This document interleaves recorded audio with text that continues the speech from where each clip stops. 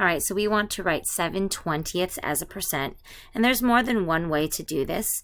I can go ahead and look at my denominator and see if I can make it equal to 100, because percent is equal to 100, and I can by multiplying by 5. 17 times 5 is 85, so this is 85%. The other way I could do this is, if I wanted to, I could divide.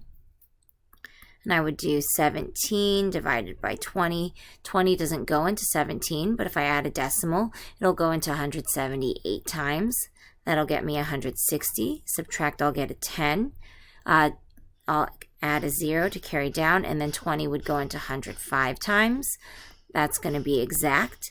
Then I would move my decimal place 2 spots to the right, which would get me again to 85%.